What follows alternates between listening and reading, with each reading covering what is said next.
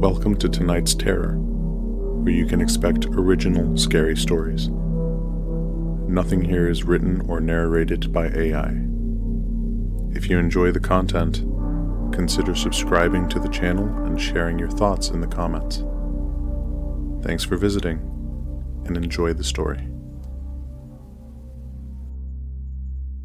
When the property listing appeared online, I was shocked.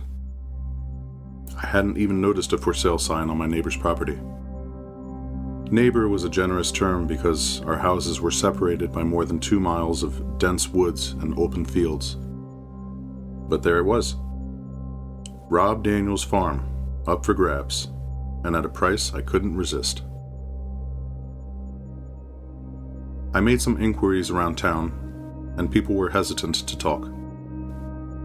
Rob had died suddenly a few weeks prior, they said, though no one seemed to know, or wanted to know, much about the details. His land had sat untouched ever since.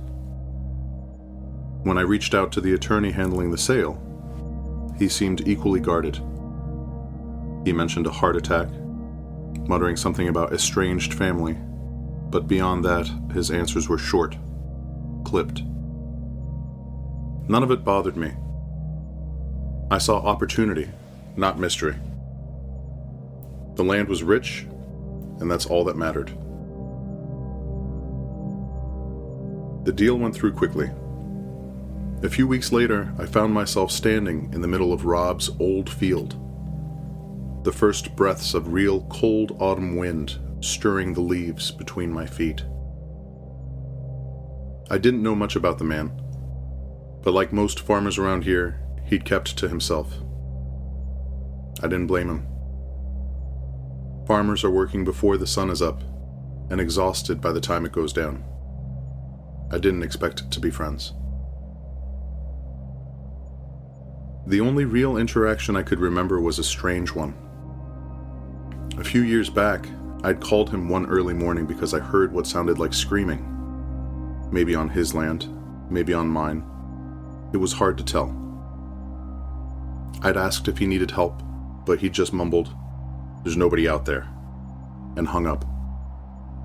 The incident had evaporated from memory until now. I spent the first few days surveying my new property, making plans for the upcoming spring. When the morning came to spread lime to manage the pH in the soil for the year, I hitched the spreader to my tractor and made my first pass across the field.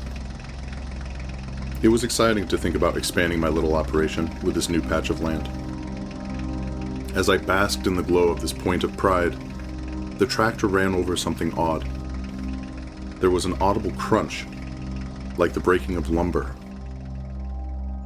I looked back to see the spreader dip noticeably as it followed behind.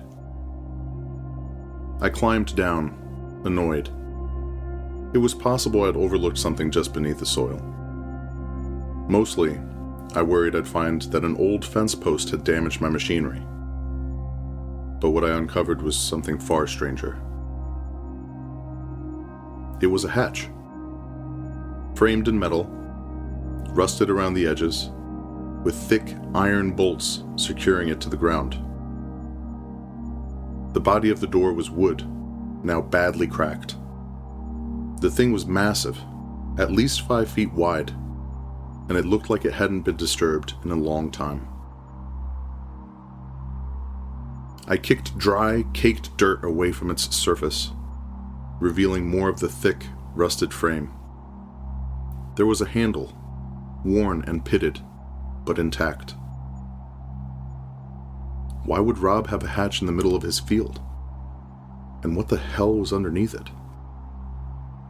Just the notion of a door leading someplace out here was absurd. Its presence was jarring and unnatural. Standing in front of it, I felt like I was dreaming. I could just leave it, cover it up again, forget it was there. But I knew myself too well. If I didn't look inside now, I'd be back out there with a flashlight at 2 a.m. when I'd finally given in to curiosity. Furthermore, this was my land now, I'd made sure the sale included the mineral rights to the property, so whatever was down there belonged to me. I reached down and grabbed the handle. It was icy to the touch, unnaturally cold for a sunny day. With a deep breath, I gave it a sharp tug. The door twitched in its frame, but didn't pull towards me. I realized that a door this size that opened upward was going to require some serious oomph to bring up and flop over. I decided I could stave off this mystery long enough to finish my chores. When I'd finished spreading lime on the remainder of the field, I took the tractor back to the barn and detached the spreader. I was excited to have a reason to use one of my favorite tools, a hydraulic tractor crane. I'd bought it for pulling trees and stumps, but this was a far more exciting reason to dust it off and attach it to the tractor. I'd had this wild thought that when I got back to the place in the field, it would be gone. Nothing about this made sense or felt real. I had the sensation that I was living out the events of a movie or something. Nothing this interesting ever happened on a farm. The light was fading by the time I rolled to a stop in my new field. The hatch was there. The broken beams, set in the iron frame, looked somehow different. My tractor had broken a few and pushed them inward. Now they were bent upward, like they'd popped up while I was away. That feeling of unreality washed over me again. As I backed the crane into position, it struck me that I didn't have a plan for once the door was open. That didn't matter. If there was something noteworthy, I could make up my mind once I'd seen it. The practical part of me knew that this was going to reveal something mundane, like a well, or a little cache of equipment Rob had placed there. But the romantic in me saw a stone staircase with blazing torches lighting the way downward. I attached a chain to the hatch's metal handle, hoping it wouldn't give out when the crane applied leverage. Firing up the mechanism, I applied torque gingerly. The handle lifted from its inset space in the wood, an iron eye rising up to look at me as I feathered the crane's controls. I held my breath and gave the crane more juice. The door lifted, more smoothly than I'd expected. This crane was worth every penny. With dirt sifting between the broken boards and spilling around the edges of the frame, the earth yawned open, and I was looking into a dark void in my empty cornfield. I thought the wisest thing to do was leave the door attached to the crane to hold it open until I could decide what to do next. I turned on my mag light and stepped cautiously to the opening in the ground. At first I could see nothing. A square of impossible blackness against the ambient light of the evening. The beam from my mag light barely cut through the inky darkness below, swallowed almost immediately as it descended. I leaned closer, feeling the chill emanating from the open hatch, and swept the light from side to side. There, just below the surface, I saw a metal ladder bolted to the side of a stone shaft, disappearing into the darkness. The rungs were worn and smooth. A cold draft seeped from below, carrying with it the smell of damp earth and something else I couldn't quite place. I hesitated, my hand gripping the edge of the hatch. I should walk away. Close the door. Forget I ever found this thing. But I couldn't. The pull of curiosity was stronger than the instinct to flee. This was my land now. and whatever Rob Daniels had been hiding here, I had to know. I grabbed a nearby rock and dropped it down the pit, listening as it clanked against the ladder's rungs on its way down. The sound echoed for a few moments before I heard a faint thunk as it hit bottom, a long way down. I flinched at the sound. Whatever this was, I was beginning to suspect it wasn't anything good. But in spite of my instincts, I wasn't going to walk away. With a deep breath, I swung my legs over the edge and began to climb down. The metal rungs were ice cold under my hands, slick with moisture. My boots clanged against the ladder, and the hollow echoes bounced off the concrete walls, making it feel like the pit was closing in around me. As I descended, the air grew colder, denser, and that strange smell, sickly sweet and sour, intensified, settling deep in my throat. About 20 feet down, my light caught something. An iron door embedded in the wall just off to the side of the ladder. It was smaller than the hatch above, but built from the same thick, rusted metal. There was a handle, similar to the kind you'd find on a vault or a submarine hatch. I paused on the ladder, my breath coming faster now. None of this made a lot of sense. What kind of property had I bought? I reached out and gave the handle a tug. At first, it resisted, but with a grinding squeal, it started to turn.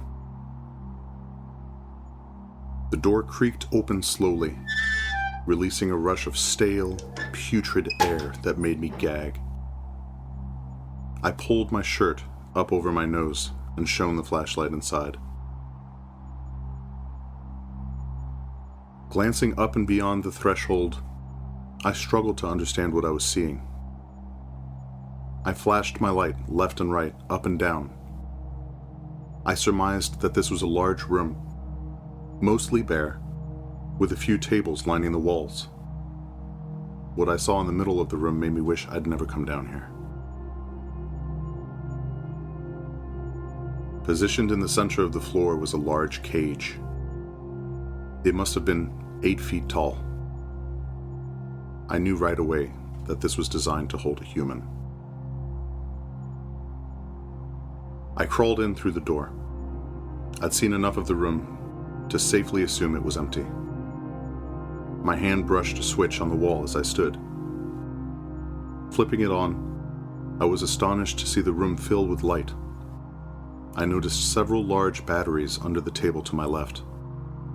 Thoughts of what purposes they might serve beyond lights crept into my head. The room was crude. Cinder block walls, a cement floor with some dark stains here and there. It looked like a DIY bomb shelter.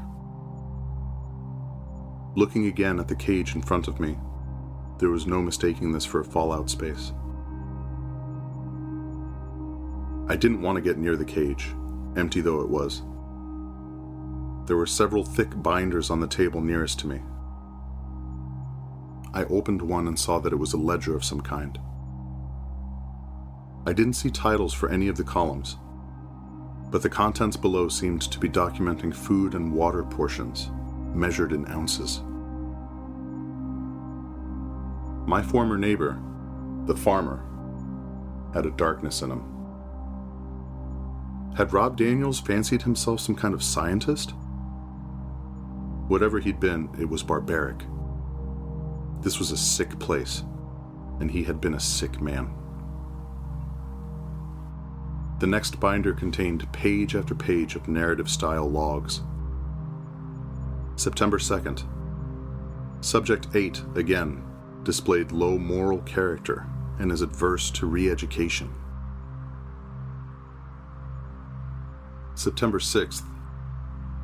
Subject 8 continued to demonstrate stubborn tendencies despite 6 hours of correction last night. September 9th, Subject 8 refused food for the 4th consecutive day. September 16th, Subject 8 expired due to general weakness of body. I dropped the binder to the table, and it hit the metal with a sharp slap. I began to back away with my maglite held against my chest. Not realizing how far I had gone, I bumped into the cage door and fell backward. I threw my arms out to arrest my fall, but only managed to send the door swinging out. Suddenly I was on my back, inside. I looked up. The door was still in motion. It bounced off the open position of its hinges and swung back, slamming shut with a clang. I was stunned by the impossibility of my foolishness. Had I just locked myself in a cage, in a lunatic's underground bunker? In a panic, I kicked wildly at the door. It felt like an absolution as the door easily swung back open. I took a breath and examined the hardwood floor of the cage. I remember being unsurprised, but nonetheless horrified to see claw marks. I'd watched enough horror films to know, more or less, what the last desperate days of life must have looked like down here. I scrambled out and stood, taking one last look around this nightmare of a room. A dull noise, like something soft striking metal, broke the silence. It had come from the door. I turned to look, but only saw the blackness of the shaft beyond. Snatching my flashlight from the floor, I pointed it into the darkness of the doorway. I will go to my grave, certain that I saw the last scrap of a human foot floating out of view toward the hatch door above. Had there still been someone down here? They must have been someplace farther down the shaft. The ladder did continue on past this room. Oh my God, I gasped in a single rushed breath. If there was someone climbing up that ladder, they could shut me down here. In a blind panic, I threw myself into the circular door. I craned my neck and looked wildly upward. I saw only a dim square of light above. Not waiting to see if a face appeared to leer down at me, I began climbing. Soon, I mounted the hatch door frame and gasped with relief. The first clean breath of air I'd known in the last 20 minutes. It was only seconds later I'd powered up the crane and lowered the door back into place. I stood for a long time, staring at the closed hatch before climbing into the tractor and heading home.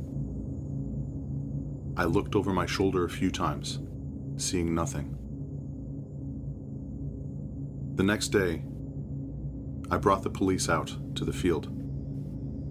They'd asked a lot of questions about what I'd seen down there, but I tried to deflect them. I don't think there's anyone down there now, and you just need to see it for yourself, I'd said more than once. As the police had me move my crane back into place, the wind picked up. The dry earth swirled, and the officers, untrained as field hands, were too slow to cover their eyes. As they coughed and wiped the dirt from their faces, I squinted into the dust. There, beginning just beside the hatch, a set of footprints. Bare feet, heading off across the field.